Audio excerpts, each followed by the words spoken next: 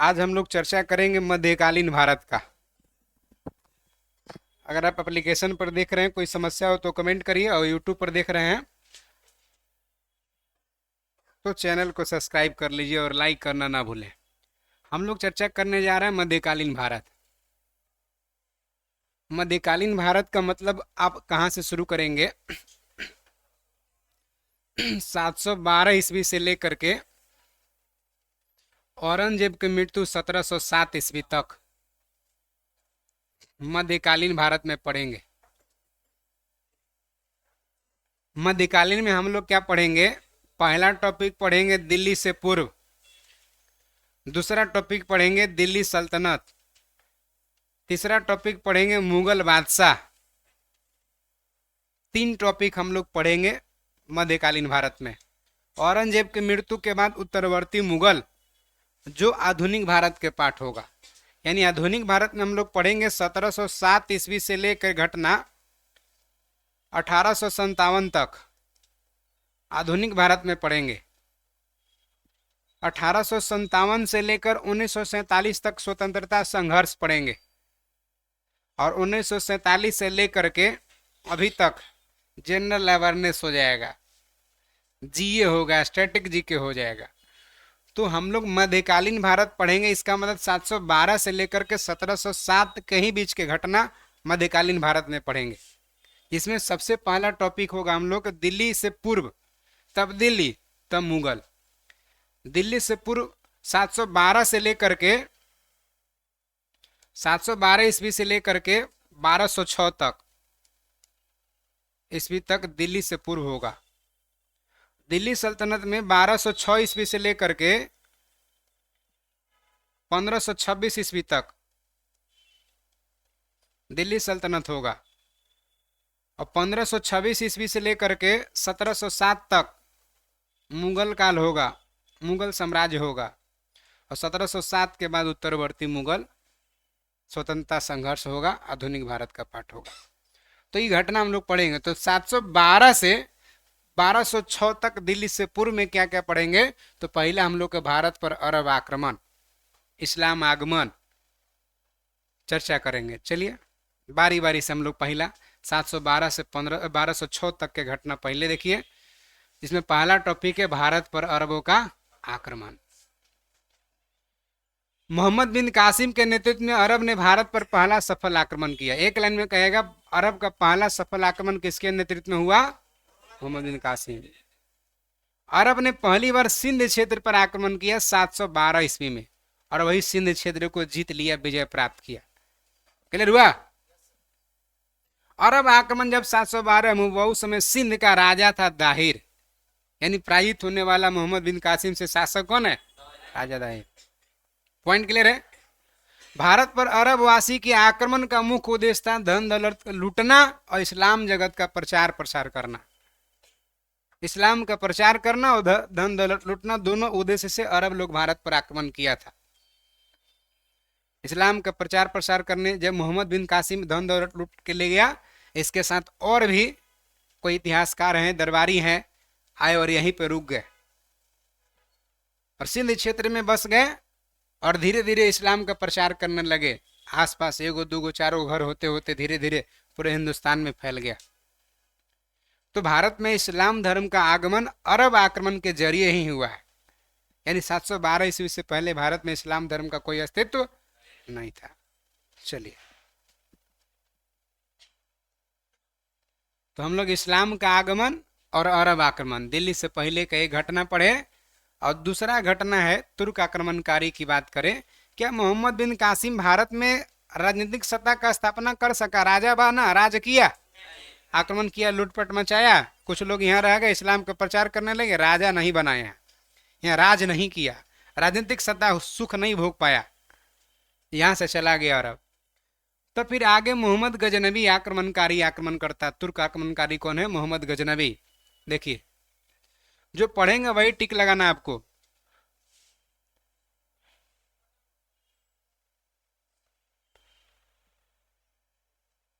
जो पढ़ेंगे सब चीज जरूरी नहीं है। इसके पिताजी के नाम पूछ सकता है, सुबक्तगीन है ना, सुबकदीन इसके पिताजी के नाम है। पहला तुर्क आक्रमण के समय पंजाब के शाही राजा जयपाल का शासन था। यानी मोहम्मद गजनी जब आक्रमण किया उस समय पंजाब पर क्षेत्र पर आक्रमण किया, उस समय राजा कौन था? शाही राजा जयपाल। अब मोहम्मद गजनी सुबकदीन का बेटा था। किसका बेटा था? सुबकदीन का बेटा था। कौन? मोहम्मद गजनवी। जो कहाँ के हैं? गजनी प्रदेश के। गजनी प्रदेश अभी कहाँ है? कह सकते हैं अफगानिस्तान एरिया में। एक्चुअल में मोहम्मद गजनी को अफगानिस्तान के इतिहासकारों ने कोई जगह ही नहीं दिया इतिहास में। एक लुटेरा कह के छोड़ दिया कि गजनी कोई लुटेरा था। भारत में इतिहास कर देख रहे को पन्ना जगह दे दिया लुसेंटो में पढ़ने के लिए। इसको बड़का एकदम बता दिया है कितना बड़ा प्रतापी दिस दैट।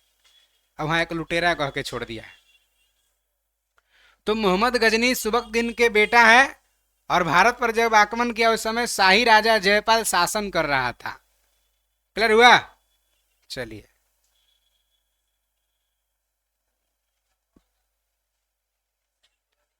सुबकदीन सब टिक लगा लीजिए। यानी खाली सुबकदीन टिक लगा, इसका मतलब कि क्या निकल गया क्वेश्चन? सुबकदीन पिता है किसका? मोहम्मद गजनी का। अब मोहम्मद गजनी सुबकदीन का पुत्र था। क्लियर? अपनी पिता जब पिताजी इसके राजा बने तो फिर गजनी क्षेत्र खुरासान का शासक था ही। कौन था? मोहम्मद गजनवी। खुरासान कराची अभी मध्य एशिया का क्षेत्र, चाइना वाला एरिया कह सकते हैं कि खुरासान का शासक था मोहम्मद गजनवी। जब पिताजी सुबकदीन पूरा गजनी प्रदेश के राजा हुआ करते थे। तो ऐसा में मोहम्मद गजनी जो पढ़ेंगे वही टिक लगाइए। बगदाद का खलीफा बिलाह ने मोहम्मद गजनी के पद को मान्यता प्रदान करते हुए यामिन उद्दौला यामिन उल मिला का उपाधि दिया। एक लाइन में कहेगा यामिन उद्दौला यामिन उल मिला का उपाधि धारण करने वाला पहला मध्यकालीन शासक मोहम्मद गजनी। ये बगदाद के खलीफा, खलीफा इस्लाम धर्म का जो मेन होता है उसी को खलीफा कहते हैं। तो बगदाद के खलीफा मोहम्मद गजनी को सुल्तान का भी उपाधि दिया। ये भी क्वेश्चन कर सकता है मध्यकालीन भारत का पहला शासक जो सुल्तान का उपाधि धारण किया कौन था? मोहम्मद गजनवी था। यानी पहला सुल्तान का उपाधि धारण करने वाला, यामिन उद्दौला यामिन उल मिला का उपाधि धारण करने वाला शासक कौन है मध्यकालीन भारत का? मोहम्मद गजनवी है। गजनी कहिए गजनवी कहिए, के आदमी है। अब देखिए मोहम्मद गजनी भारत पर 17 बार आक्रमण किया। कितना बार? समझ सकते भारत को सोने का चिड़िया कहा जाता था, कितना लूटा होगा। अब पिंजड़ा वाला चिड़िया बना दिया। मोहम्मद गजनी के भारत पर आक्रमण का मेन उद्देश्य था धन दौलत की प्राप्ति। ये लुटेरा है दम, कोई मतलब नहीं है धर्म उरम से, लूटपाट मचाओ। धन दौलत की प्राप्ति के लिए आक्रमण किया था। कौन? मोहम्मद गजनवी। पहला प्रायोरिटी धन दौलत लूटना है इस्लाम, तो फिर प्रचारो करना, लेकिन पहला प्रायोरिटी धन दौलत लूटना इसका है। आगे मोहम्मद गजनी एक मूर्ति भंजक आक्रमणकारी है। इसका मतलब सर मूर्ति तोड़ ताड़ के ले जाए वाला है, मूर्ति को लूटे वाला। पता चला है कि मंदिर में लगा है सोना का मूर्ति, मूर्तियों को चोरी करके लेके चला गया। वैसा मूर्ति भंजक आक्रमणकारी था मोहम्मद गजनी। भारत पर पहला आक्रमण 1000 ईस्वी में किया। कहीं 1001 रहे, कहीं 1000, दोनों में तो पहले 1000। हाँ आगे मोहम्मद गजनी 1001 में शाही राजा जयपाल के विरुद्ध आक्रमण किया। जयपाल को क्या हो गया? पराजय, हार हो गया। मोहम्मद गजनी 1008 ईस्वी में नगरकोट गुजरात में है मूर्तिवाद के विरुद्ध पहला महत्वपूर्ण जीत बताया जाता है। मैंने मूर्ति लूटे में पहले बार आक्रमण गुजरात के नगरकोट पर किया था। कब? नगरकोट मंदिर को लूटपाट मचाया था पहला बार। मूर्ति भंजक के बात करें तो आगे आ जाइए क्या कह रहा है। मोहम्मद गजनी का सबसे चर्चित आक्रमण 1025 में सोमनाथ मंदिर सौराष्ट्र में गुजरात में। मोहम्मद गजनी 17 बार तो आक्रमण किया, लेकिन सबसे प्रसिद्ध आक्रमण 1025 वाला सोमनाथ का मंदिर पर है। क्लियर है? मोहम्मद गजनी को पता चला था कि सोमनाथ मंदिर में बहुत सारे खजाने हैं, तो इसलिए मोहम्मद गजनी वहां से आक्रमण करने के उद्देश्य से आ गया, आक्रमण करने पर आ गया। और वहां गुजरात में जो सोमनाथ मंदिर है सब प्रोटेक्शन में फोर्स लगा हुआ था। मैंने कहा Gujarat police, Bihar police, local स्थानीय राजा कौन है, भीम प्रथम। अब लगा हुआ है राजा और सब उसका सेना वना सब लगे हुए हैं कि प्रोटेक्शन में भाई, सुरक्षा में मंदिर का। और गजनी खून के नदी बहा दिया, अंदर गया, देखा कि कहीं कोई खजाना वजाना नजर नहीं आ रहा है, बोला कि कोई बुड़बक बना दिया है। घुसा करके पैर से जोर से मारा, शंकर भगवान की मूर्ति था, शंकर भगवान की मूर्ति पर जोर से मारा पैर से घुसा के। 2-3 पैर मारा ना तो शंकर भगवान की मूर्ति थोड़ा सा झुका, झुका तो ऊपर से खजाना गिरने लगा। लॉक ओकरे में मूर्ति में था सिस्टम, लॉक वाला मारते गया, मूर्ति झुकते गया, खजाना गिरते गया, लूटते गया। 20 लाख दिनार, 20 लाख दिनार की संपत्ति हाथ लगा। सोच सकते हैं, सब घोड़ा पर लोड करके प्रॉपर्टी ले जाने लगा। सोमनाथ मंदिर की सहायता करने के कारण अनिलवाड़ के जो लोग राजा थे, महमूद पर आक्रमण कर दिया कि भाई लूटने देगा कोई, लेकिन तब खून की नदी बहा दिया और लूट लिया। और लूट का घोड़ा पर लोड करके जाने लगा। रास्ता में ही जाट जाति के लोग लूटा हुआ धन में से 2-3 घोड़ा पीछे से लूट लिया। हाँ, तो गजनी को लगा कि अरे भाई हम इतना मेहनत किए, तुम लोग लूटा में से मलाई खाली ले रहा है। ये बदला लेने के लिए मोहम्मद गजनी 1027 में फिर भारत पर आक्रमण किया जाट के विरुद्ध। असल में तो सोमनाथ मंदिर लूट कर ले जाने के क्रम में मोहम्मद गजनी पर जाट आक्रमण किया और कुछ संपत्ति लूट लिया। आगे देख लीजिए, मोहम्मद गजनी अंतिम भारतीय आक्रमण 1027 में हुआ जाट के विरुद्ध। मोहम्मद गजनी का फिर मृत्यु हो गया 1030 में, चला गया। देखिए इधर थोड़ा सा, सोमनाथ भारत के 12 आदि ज्योतिर्लिंग जो शंकर भगवान के है उसमें से पहला है, गुजरात में है, अरब सागर के तट पर। 1947 को पटेल साहब पुनर्निर्माण करवा दिए थे, लूटपाट मचाया तो। बाद में 1951 के राष्ट्रपति राजेंद्र बाबू मंदिर का प्राण प्रतिष्ठा स्थापित किए, यानी पहले राष्ट्रपति प्राण प्रतिष्ठा स्थापित किए थे। बाबरी कौन प्राण प्रतिष्ठा स्थापित किया? प्रधानमंत्री। जमाना बदल रहा है ना। आगे देख लीजिए,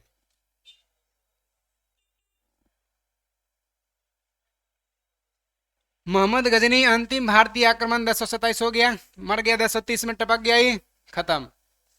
सुल्तान का उपाधि धारण करने वाला पहला शासक कौन है? क्या मोहम्मद बिन कासिम किया था धारण सुल्तान? नहीं, ये सुल्तान का उपाधि। आगे आ जाइए, अलबरूनी, फिरदौसी, उत्बी, फरूखी मोहम्मद गजनी के दरबार में रहते थे, बड़ा बड़ा विद्वान थे। कोई पूछेगा मोहम्मद गजनी के दरबारी कवि कौन था? उत्बी कहिएगा। सब थे जरूर दरबार में, लेकिन दरबारी कवि उत्बी। चलिए आगे हम लोग दिल्ली से पूर्व में मोहम्मद गौरी का चर्चा करने जा रहा है। मोहम्मद माने गौर एक क्षेत्र है जो मोहम्मद गजनी का क्षेत्र था। गजनी के अधीन एक छोटा सा राज था, गौर प्रदेश नहीं, वही गजनी अफगानिस्तान क्षेत्र में। आगे आ जाइए, जहां मोहम्मद गौरी शासक था गौर प्रदेश का, गजनी के अंडर में था, अधीन था, गुलाम था, वहां एक शासक था गौरी। इसने भारत पर पहली बार आक्रमण 1175 में कर दिया मुल्तान के विरुद्ध, मोहम्मद गौरी। है समझ में? चलिए, लेकिन भाई आक्रमण किया तो जीत गया। मोहम्मद गौरी दूसरा आक्रमण 1178 में कर दिया, लेकिन इस बार धूल चटा दिया। पाटन गुजरात पर आक्रमण किया, वहां के राजा भीम द्वितीय अपनी माता नायिका देवी के मदद से पूरी तरह से पराजित कर दिया माउंट आबू क्षेत्र में। किसको? गौरी को। यानी मोहम्मद गौरी को पहला भारतीय पराजय कब स्वीकार हुआ? 1178। पहला भारतीय पराजय स्वीकार करना पड़ा। दूसरा भागा नहीं, फिर सोचा कि फिर अपना कमी को दूर करेंगे, फिर आक्रमण करेंगे। 1191 में तराइन का पहला लड़ाई इनवाइट कर दिया था, कौन? जयचंद। पृथ्वीराज चौहान से लड़ा, उसमें पृथ्वीराज चौहान जीत गया, गौरी हार गया। 1 साल के बाद 1192 में तराइन का दूसरा युद्ध, फिर चौहान से लड़ गया। इस बार चौहान को पटकनिया दे दिया। कौन? गौरी। चौहान हार गया। कोई इतिहासकार कहता है कि नहीं, मोहम्मद गौरी और पृथ्वीराज चौहान के बीच जो चंदावर तराइन का दूसरा युद्ध हुआ 1192, उसमें पृथ्वीराज चौहान का अंतोगत विजय हुआ था। कोई इतिहासकार कहता है कि नहीं, पृथ्वीराज चौहान को बंदी बना लिया गौरी, अपना दरबार में गौर प्रदेश ले गया। इसका दोनों आंख फूट गया, फोड़ दिया, मैंने युद्ध में करते में आंख फूट गया था गौरी का, चौहान का। दरबार में ले जाके कहा कि इसको बांध के रखेंगे यहीं दरबार में, यहीं रहेगा कि शोभा बढ़ाया कि पृथ्वीराज चौहान जैसे राजा तो यहाँ झुकले रहता है चुपचाप, शोभा बढ़ेगा। एक समय की बात है कि शब्द भेदी बांध चलाना जानता था पृथ्वीराज चौहान, यही बात मार्केट में पूरा हल्ला था। शब्द भेदी समझ रहे हैं? आंख बंद हो रहे कोई बात नहीं, खाली आप बोलिए, मार देंगे कि वहां से बोल रहे हैं आप। राजा दशरथ भी शब्द भेदी बांध चलाना जानते थे, श्रवण कुमार को मार दिए थे।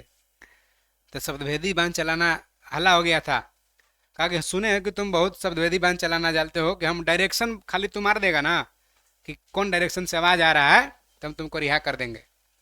एगो पुतला के पीछे खड़ा होकर गौरी आवाज लगाया, तीर धनुष दे दिया पृथ्वीराज चौहान के, मारा कि पुतला गिर गया, बाल बच गया गौरी। कहा कि कब किस चीज का हथियार बना लेगा ये, खाली आवाज सुन के कि कोई गारंटी ना है, इसलिए मार दिया। इतिहासकार कुछ ऐसे कहता। एक इतिहासकार है चंद्रवरदाई, जो एक किताब लिखे पृथ्वीराज रासो, पृथ्वीराज चौहान के दरबारी कवि हैं वो कहते कि नहीं, आंख फूट गया था।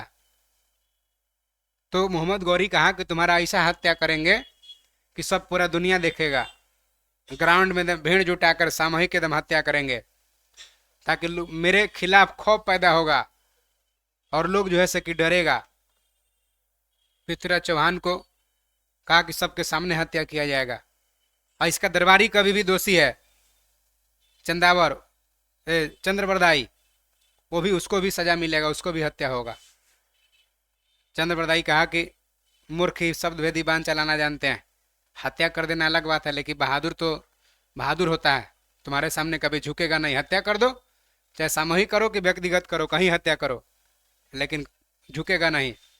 उसके बाद फिर जो है से किस पूरा एकदम नगाड़ा ढोल तमाशे भीड़ लगा दिया, और ग्राउंड में पृथ्वीराज चौहान को कहा कि सुने कि शब्द भेदी बांध चलाना जानता है, तीर धनुष दे दिया और घोड़ा से अटैक करवा दिया। कहा कि चलाओ, घोड़ा के टाप तो पता चल रहा होगा ना किधर से आ रहा है, किधर से आ रहा है, मारो तीर, भला गड़ा सा जो भी चाहे मारो, तुम बचो। और घोड़ा से पृथ्वीराज चौहान लहूलुहान हो गया, और हंस रहा है, पूरा पूरा एकदम गद्दी पर बैठ के हंस रहा है। कौन हंस रहा है? गौरी। ये बहुत शब्दभेदी बांध चलाना जानता था, और मजाक उड़ा चंद्रवरदाई के भी, कहा जी शब्दभेदी का तो चलाता था, मजाक उड़ा रहा इसका, और पूरा घोड़ा लहूलुहान कर दिया है पृथ्वीराज चौहान को।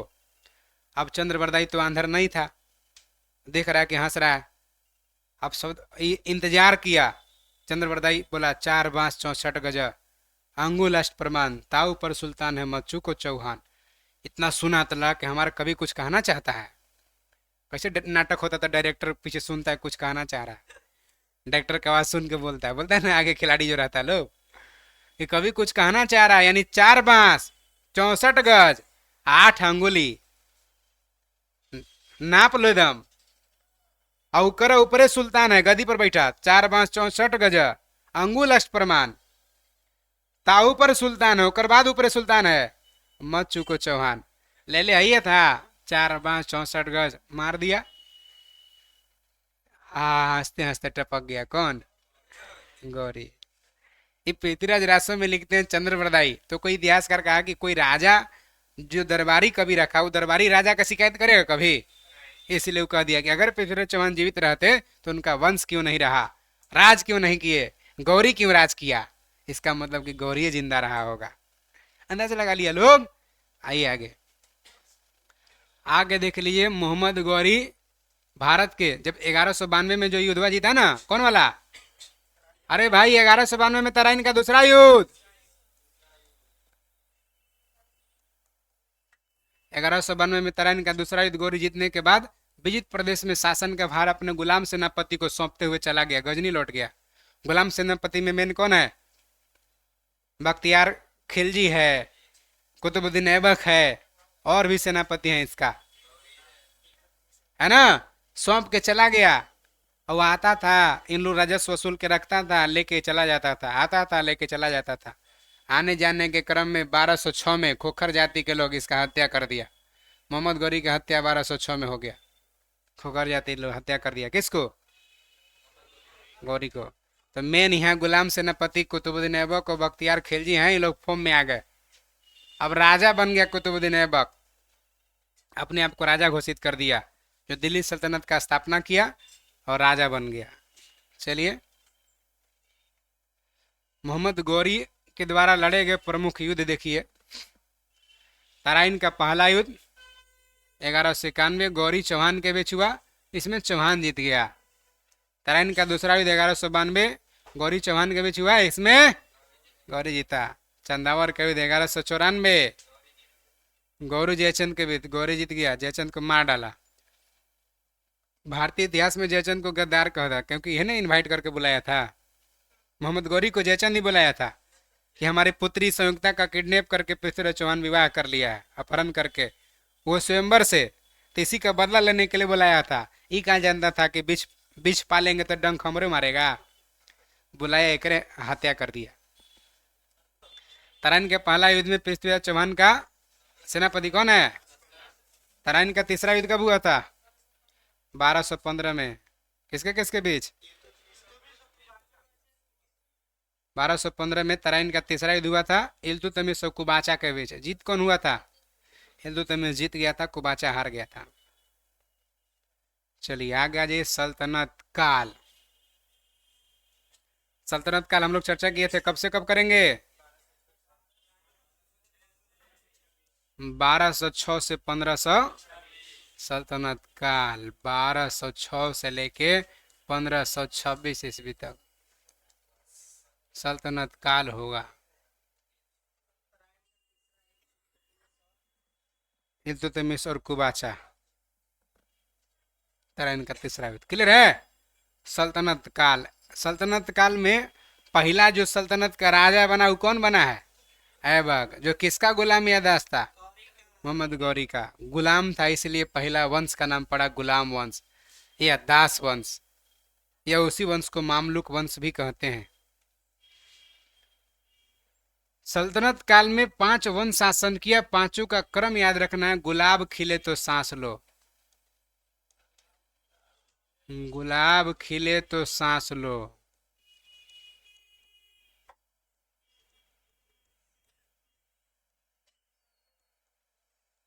सबसे पहले गुलाम वंश शासन किया, एक। दूसरा खिलजी, तीसरा तुगलक, चौथा सैयद, पांचवा यानी सबसे अंतिम वाला वंश, और सबसे पहले वाला वंश सबसे ज्यादा समय तक शासन किया तुगलक वंश। सबसे कम समय तक शासन किया कौन वंश? सबसे कम समय तक शासन किया, ये कम समय तक, ये सबसे अधिक समय तक। ठीक है। अंतिम शासक लोधी वंश का इब्राहिम लोधी है, जो दिल्ली सल्तनत का भी अंतिम शासक है। पहला शासक कुतुबुद्दीन ऐबक है, जो गुलाम वंश का पहला शासक है। दिल्ली सल्तनत का भी पहला शासक है। दिल्ली सल्तनत के संस्थापक है कुतुबुद्दीन ऐबक, गुलाम वंश का भी संस्थापक है कुतुबुद्दीन ऐबक। दिल्ली सल्तनत का वास्तविक संस्थापक है इल्तुतमिश। चलिए, गुलाम वंश का स्थापना 1206 में कुतुबुद्दीन ऐबक किया। वो गौरी का गुलाम था। क्लियर? एक्चुअल में गुलाम को फारस में बदंगा कहा जाता था। इनको सैनिक सेवा करने के लिए खरीदा जाता था ईरान से। पैसा दे दिया जाता था कि भाई आप मेरा गुलाम रहेंगे, इतना पैसा ले लीजिए, जैसे जहां भेजेंगे जो ड्यूटी करना होगा। कटप्पा गुलाम ही तो था ना? उतना शक्तिशाली गुलाम था। आगे देखिए, कुतुबुद्दीन ऐबक अपना राजाभिषेक 1206 में करवा लिया। क्लियर? 1206 में कुतुबुद्दीन ऐबक अपना राजाभिषेक करा लिया और राजधानी कहाँ बनाया? लाहौर, अभी पाकिस्तान में लाहौर को राजधानी बनाया।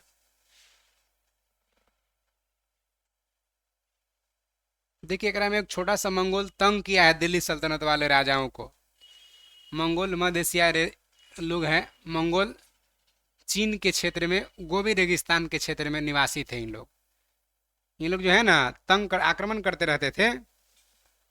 आगे देखिए,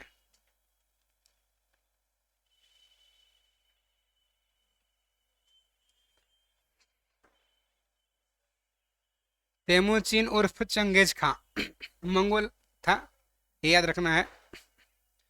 तेमुचिन उर्फ चंगेज खां मंगोल था जो भारत पर इल्तुतमिश के काल में आक्रमण करने की योजना बना रहा था। माने आक्रमण करबो नहीं किया था।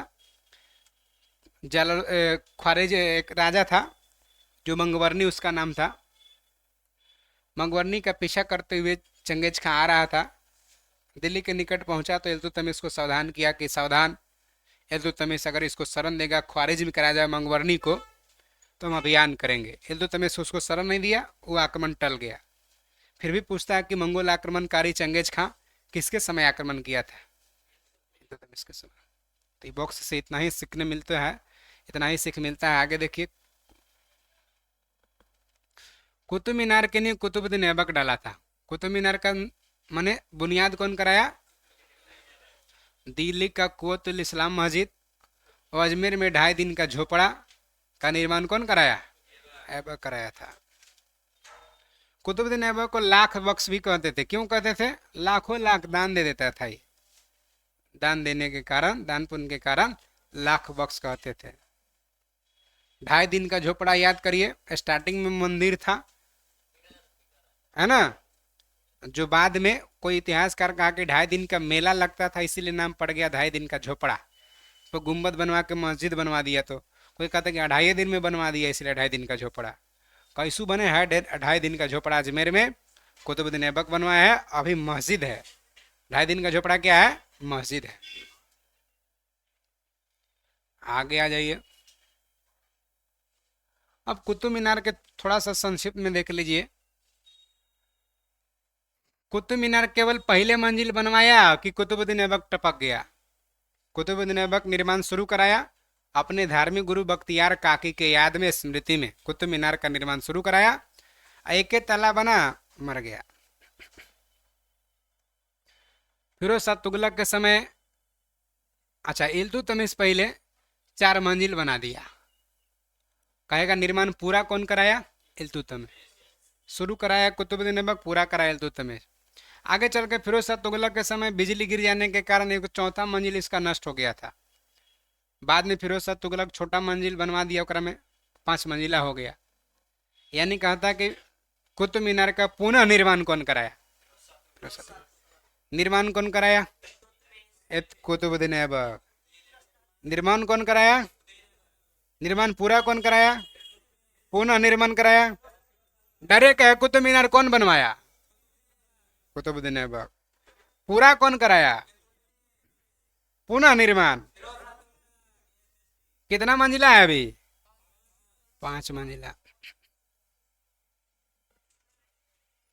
प्राचीन नालंदा विश्वविद्यालय अभी आप जानते हैं बिहार में, ध्वस्त करने वाला ऐबक का सहायक सेना नायक बख्तियार खिलजी थे। बख्तियार खिलजी देखा जब कि भाई हमारा दोस्त कुतुबुद्दीन ऐबक राजा बन गया, तो जब दोस्त राजा बन जाए तो उसका अहंकार तो ही न जाएगा। वो गौरी के दास है। कहा जब सैया भैल कोतवाल तो डर काहे को। अब थानेदार बनिएगा, दरोगा बनिएगा तो फिर टेंशन काहे लग, कितना मारपीट करो। समझने लगा कौन? बख्तियार खिलजी। बंगाल बिहार अभियान किया और लूटपाट मचाने लगा। यहाँ जो नालंदा विश्वविद्यालय था उसको ध्वस्त कर दिया। कौन ध्वस्त कर दिया? बख्तियार खिलजी।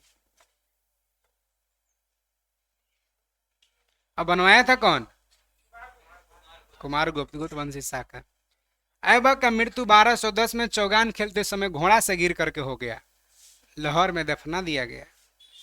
चौगान खेलते समय, चौगान समझते हैं? पोलो, पोलो या चौगान, घोड़ा पर बैठ के वो स्टिक से गेंदा को मारते जाता, खेलते जाता। चौगान या पोलो खेलते समय घोड़ा से गिर के मृत्यु हो गया।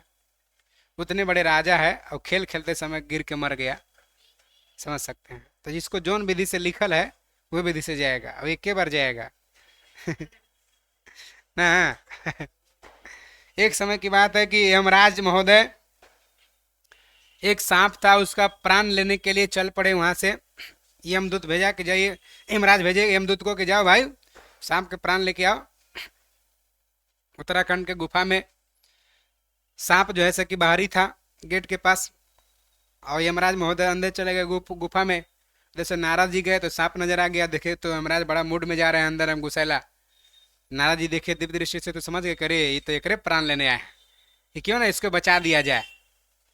नारद जी सांप को उठाए, डायरेक्ट महाराष्ट्र में उत्तराखंड से पहुंचा दिए कि यमदूत तो यहाँ खोजेंगे इसको मारने के लिए। पहुंचा दिए महाराष्ट्र में, और उसके बाद फिर पहुंच गए वहीं गुफा पर कि क्या यमराज महोदय, क्या यमदूत महोदय, क्या खोज रहे, बड़ा परेशान लग रहे हैं। कहा कि एक ऐसा बात है कि यहाँ देखिए ना उत्तराखंड में एगो सांप है, उसको मरना लिखा हुआ है महाराष्ट्र में, समझ में नहीं आ रहा कैसे जाएगा। नारद जी पकड़ लिए कि तो पहुंचा के हम आ रहे हैं जौन विधि से लिखल है वही विधि से चल जाएगा लिखा गया, सीताराम सीताराम सीताराम कहो, जही विधि रखे माई वही विधि रहो है ना। एक समय वही यमदूत पहुंच गए, ऐसे व्यक्ति के पास पहुंच गए, गर्मी के महीना था एकदम, और यमदूत पहुंचे उसका प्राण लेने घरे, और फिर बेचारा एसी उसी लगवैले था, पंखा उंखा चला दिया, एकदम पूरा कूल हो गया। और प्राण लेने गए गर्मी में एकदम यमदूत, तो सोचे कि थोड़ा सा आराम कर ले तो कर बादे प्राण लेंगे, कौन सा दिक्कत हो जाएगा। पूरा एकदम बड़का लिस्ट लेके चले 40-50 गो के, पहला लिस्ट में होकर है तो पहला एंट्री मार दिए, तो पूरा पंखा उंखा लगा ले, तो ठंडा एकदम, नींद आ गया, ढेरे देर तक सूत गए। तब तक जिसको प्राण लेने आए थे तो देखा तो समझ गया, का किया कि अपन नमवा काट के सबसे लास्ट में लिख दिया कि सब मरेगा और बाद हम मरेंगे। यमदूत को तब तक नींद खुला, कुछ एकदम रिलैक्स, क्योंकि बस तुमसे हम प्रसन्न हुए, आज हम मारने की प्रक्रिया नीचे से शुरू करते हैं वो चला गया तो वही चला जा रहा है, घोड़ा से गिर के मर गया कौन, कुतुबुद्दीन ऐबक। भाई इतना सेवा सत्कार किया है, प्रसन्नता तो होबे न करेगा, आज नीचे से शुरू करो। ऐबक का उत्तराधिकारी कौन हुआ, आराम सा, मात्र 8 महीना तक शासन किया। पागल टाइप के शासक होगा, अयोग्य शासक है। आराम से आके हत्या कर दिया कौन, इल्तुतमिश कर दिया, और दिल्ली के गद्दी पर बैठ गया। यानी दिल्ली सल्तनत का तीसरा शासक कौन हुआ, जो दिल्ली सल्तनत का वास्तविक संस्थापक भी कहा जाता है। इल्तुतमिश तुर्कान के इलबरी तुर्क था, जो ऐबक का गुलाम भी था और दामाद भी था। गुलाम था, प्रसन्न हुआ, फिर विवाह कर दिया पुत्री से। ऐबक का मृत्यु के समय बदायूं का गवर्नर था कौन, इल्तुतमिश।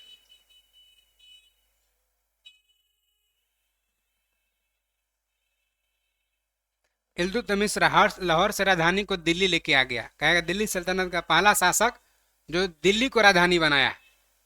इल्तुतमिश पहले राजधानी कहाँ है दिल्ली सल्तनत के, लाहौर। आगे आ जाइए।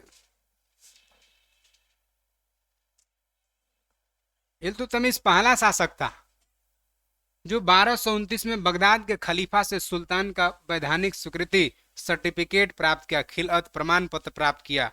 कौन, इल्तुतमिश।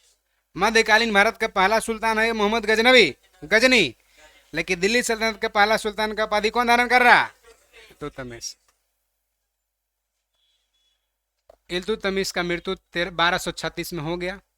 कितना भी अच्छा शासक रहे, खराब रहे, मरना तो स्वाभाविक है, मरबे करेगा, ये शाश्वत सत्य है, देख लीजिए। लेकिन फिर भी बहुत सारा ही काम कर दिया तब तक। इल्तुतमिश मरने से पहले पहला काम किया, कुतुब मीनार का निर्माण पूरा करा दिया। सबसे पहले शुद्ध अरबी भाषा में सिक्का जारी किया, चांदी के टंका जारी किया, तांबा का जित्तल। सिक्का कौन जारी कर रहा है, एकता प्रणाली चला दिया इल्तुतमिश। एकता प्रणाली क्या है, तो भूमि के बदले में, पेमेंट के बदले में भूमि देना। जैसे आप सेना है, आपका पेमेंट हर महीना 10,000 हो रहा है, तो सुल्तान इल्तुतमिश 10,000 पेमेंट नहीं दिया, कहा कि मुसल्लपुर हाट का जमीन ले लो, वहां से राजस्व वसूल करके 10,000 रख लेना, बाकी जो एक्स्ट्रा राजस्व होगा राजस्व राजा के खजाना में जाएगा। यानी पेमेंट के बदला में जमीन दे दिया कि राजस्व वसूल लो एरिया का, अपना पेमेंट वहीं से ले लेना। अब बाकी एक्स्ट्रा जो हुआ राजस्व वो राजा के खजाना में जाएगा। कौन शुरू किया? आगे पढ़ेंगे हम लोग कि अलाउद्दीन खिलजी इसको समाप्त करेगा, फिर आगे पढ़ेंगे कि फिरोज शाह तुगलक इसको पुनः प्रारंभ करेगा। ना समझ में आ रहा है का? आ रहा है आगे। 40 गुलाम सरदार का संगठन तुर्कान ने चहलगान कहते उसका भी स्थापना किया इल्तुतमिश। 40 गो तुर्क सरदारों का संगठन है। ये ऐसा संगठन है अगर शासक अच्छा से काम नहीं करे तो शासक पर दबाव देके काम करवाता था। तो तुर्कान ने चहलगान का शुरुआत कौन किया? आगे बलबन इसका तुर्कान ने चहलगान समाप्त करेगा। पहला दिल्ली के अमीर का दमन किया, माने अमीर लोग का वैल्यू नहीं रहने दिया। पहले जिसको मन उसको राजा बना देता था लोग, दमन किया, कोई अस्तित्व नहीं रहने दिया।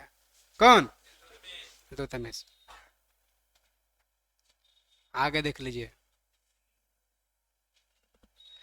चंगेज खां से बचने के लिए ख्वारिज्म के सम्राट जलालुद्दीन का इल्तुतमिश अपने यहाँ शरण नहीं दिया था, याद है? जो चंगेज का मंगोल आक्रमणकारी आक्रमण कर रहा था, तो इल्तुतमिश के बाद उसका पुत्र उत्तराधिकारी रुकनुद्दीन फिरोज बना। वह एक अयोग्य शासक था, कम समय तक शासन किया। जब तक शासन किया तब तक उसकी माता शाह तुर्काना छाई रही। माने एक तरह से शासक है ना मात्र के रुकनुद्दीन फिरोज, मेन है कौन? उसकी मम्मी शाह तुर्काना। एक्चुअल में इल्तुतमिश जब बीमार पड़ा अंतिम दिन अपना जीवन के अंतिम समय में, उस समय पंजाब क्षेत्र में था। दिल्ली में सब परिवार इसका रहता था। खबर भेजा बाल बच्चे सबको कि आओ भाई जरूरत है हमें अभी सेवा की, सेवा करो, बीमार है। इसकी पत्नी अपने बेटवा के राजगद्दी पर बैठा दी, कही कि ना कोई ठीक नहीं है, कोई दूसरा बन जाएगा। सेवा करे ना गई, न बेटवे इसका कोई गया। इसकी बेटी थी रजिया सुल्तान, वो सेवा करने चली गई कि साम्राज्य राज जगह पर है, कितना आया जाए कोई मतलब नहीं, सेवा करने चली गई। इससे प्रसन्न हो गया है इल्तुतमिश, कितना नालायक सा बेटा हो गया है, अंतिम दिन में सेवा सत्कार नहीं कर रहा है। चलो उत्तराधिकारी हम रजिया सुल्तान को घोषित कर दिए। ना होता है कितना बाल बच्चा नालायक हो जाता है तो अपना बेटियों के सब जमीन लिख दिए, जा हो जाता है ऐसे एक आध जगह। हाँ, नालायक निकल जाएगा तो क्या करेगा, वो अच्छा ना है, वो अच्छा करते हैं लोग। तो वही बात हो गया, इल्तुतमिश अपना पुत्री को उत्तराधिकारी घोषित कर दिया। अब यहाँ तब तक मृत्यु हो गया, अंतिम समय चल ही मृत्यु हो गया इल्तुतमिश का। जब रजिया सुल्तान आई दिल्ली तो देख रही करी तो भाई वह यहाँ राजा बनल है, कि राजा तो हमको बनना था। अपना के मम्मी के कही तो मम्मी करे कि यह राजा रहेगा। इसीलिए शाह तुर्कान को अत्याचारी महिला के नाम से जानते हैं, जो बेटी के साथ इंसाफ न कर सकी। अत्याचारी महिला के नाम से संबोधित कर दिया इतिहासकार। रजिया सुल्तान शुक्रवार के दिन लाल रंग का वस्त्र पहनी, जो न्याय का प्रतीक था।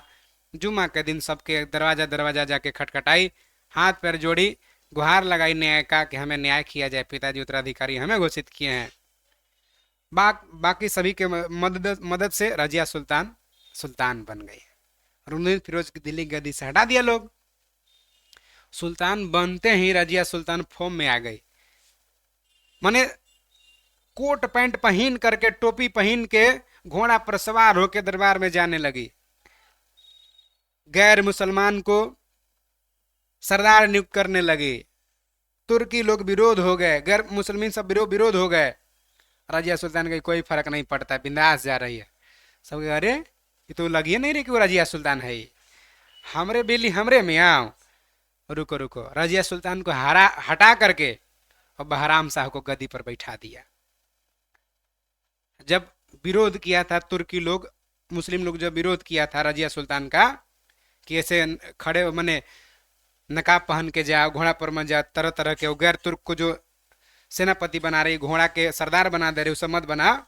उसमें विरोध में सबसे ज्यादा विरोध किया था अल्तुनिया।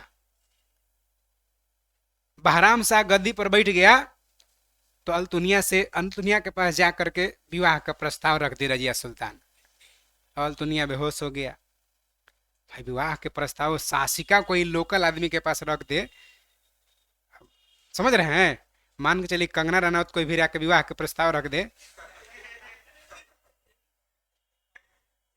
जनरल कंपटीशन का तैयारी करे वाला के पास, जेकर पेटी उटी एक बार ना हुआ है तो पागल ना हो जाएगा जी।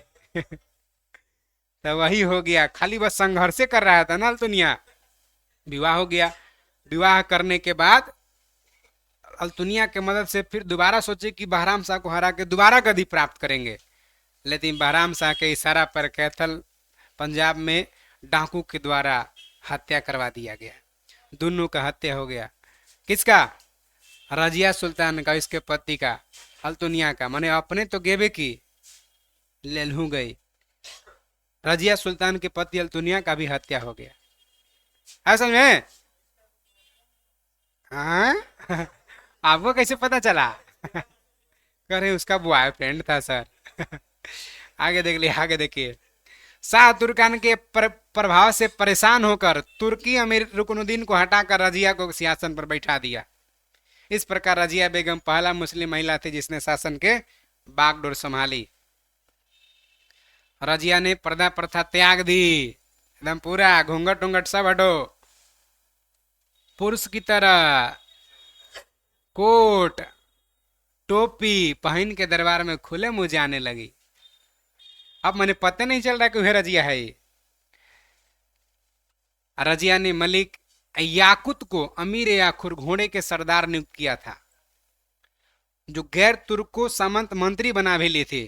बनाने से रजिया के प्रयास से तुर्की अमीर विरुद्ध हो गए और बंदी बना के दिल्ली की गद्दी पर बहराम शाह को बैठा दिया। रजिया का उत्तराधिकारी कौन हो गया? बहराम शाह। रजिया की शादी अल्तुनिया के साथ हुआ। देखे, गर्लफ्रेंड नहीं थी, पत्नी थी। इसे शादी करने के बाद रजिया पुनः गद्दी प्राप्त करने का प्रयास किया, लेकिन असफल रही। रजिया की हत्या 1240 को डाकू के द्वारा कैथल पंजाब में कर दिया गया। बहराम शाह के इशारा पर हत्या हो गया, मरवा दिया। बहराम शाह को फिर बंदी बना लिया गया। हत्या करके दिल्ली के सुल्तान अलाउद्दीन मसूद शाह बन गया, बहराम शाह को उत्तराधिकारी। तब फिर बलबन षड्यंत्र रच के अलाउद्दीन मसूद शाह को हटाया और सुल्तान के पद पर नासुद्दीन मोहम्मद को सुल्तान बना दिया। नासुद्दीन मोहम्मद तुगलक नहीं, नासुद्दीन मोहम्मद है। नासुद्दीन मोहम्मद ऐसा सुल्तान था जो धार्मिक कट्टर था, जो टोपी सीकर अपना जीवन यापन करता था। समझ सकते हैं आप, जीवन निर्वहन करता था। राजा अगर टोपी सीकर जीवन यापन करने लगे तो कितना ईमानदारी कट्टरता होगा, धार्मिक कट्टर था तो। अभी कहता है कि 2.5 करोड़ के चश्मावा है खाली, और जो कोटवा पहन ले रहते हैं वो 2-4 करोड़ के कोटवा होगा। सब कह देता है लोग कि अगला बार नोट पर फोटो नहीं कावे वाला है। एगो मोटा भाई अलगे से हैं, आइए आगे। लोग कह देते हैं अभी वार्डो सदस्य रहेगा तो टोपी सीकर जीवानेपन करेगा, पैक्स के अध्यक्ष करबे ना करेगा। वार्ड सदस्य, पैक्स वाला, इसे पंच वंच सब एकदम टाइट होके चलेगा ना, कुर्ता उर्ता झाड़ के एकदम पूरा पूरा एकदम नल जल योजना के पैसा सब लूट लेगा सचिव खाली। देख लीजिए। नासुद्दीन मोहम्मद ऐसा सुल्तान था जो टोपी सीकर जीवन निर्वहन करता था, तो ईमानदारी से खुश होकर बलबन अपना बेटी का विवाह कर दी। किसे? बलबन का वास्तविक नाम था बहाउद्दीन। इल्तुतमिश का ही गुलाम था बलबन, शुरुआत में दास था। तुर्कान ने चेहलगान का विनाश बलबन कर दिया। देखा कि राजा के अगेंस्ट सही लोग, राजा सही से काम नहीं करेगा तो दबाव देके करवाता है, इसलिए इसी को ना रहने देंगे। ना रहेगा बांस, ना बजेगा बांसुरी। तुर्कान ने चेहलगान का नाश कर देंगे तो राजा पर दबाव कोई नहीं रहेगा, तब जाके हम राजा बनेंगे। बलबन, गयासुद्दीन बलबन के नाम से दिल्ली की गद्दी पर बैठा। मंगोल आक्रमण से दिल्ली को रक्षा किया, बचाते रहा। ही क्लियर हुआ? चलिए। राज दरबार में बलबन सिजदा पेबो शुरुआत कर दिया। सर झुकाकर पैर चूमकर अभिवादन करने वाला प्रथा फारसी रीति रिवाज था, शुरू कौन कर दिया? बलबन। बाप बलबन फारसी रीति रिवाज पर आधारित नौरोज उत्सव भी शुरू करिया। नौरोज क्या था? तो नया साल की तरह, हैप्पी न्यू ईयर की तरह मनाने वाला था। अपने विरोधी के प्रति बलबन लोहरक का नीति पालन किया था।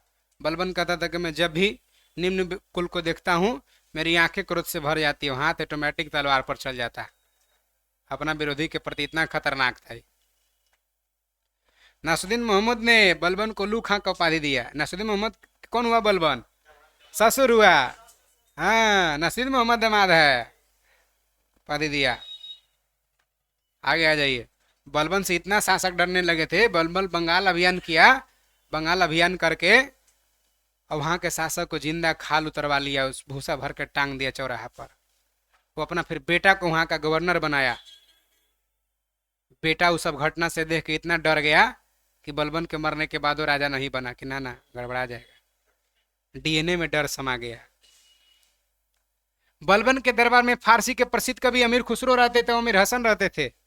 क्वेश्चन पूछेगा अमीर खुसरो किसका दरबारी कवि? अलाउद्दीन खिलजी।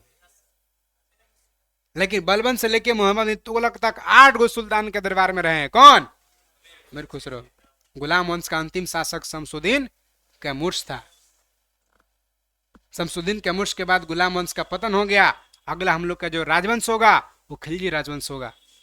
ठीक है, खिलजी राजवंश का चर्चा अगला क्लास में करेंगे। तब तक आप लोग मध्यकालीन भारत का ऑब्जेक्टिव लुसेंट से पढ़िए। ऑब्जेक्टिव हम लोग कराएंगे, ऑब्जेक्टिव कंटिन्यू चलेगा आगे। चलिए।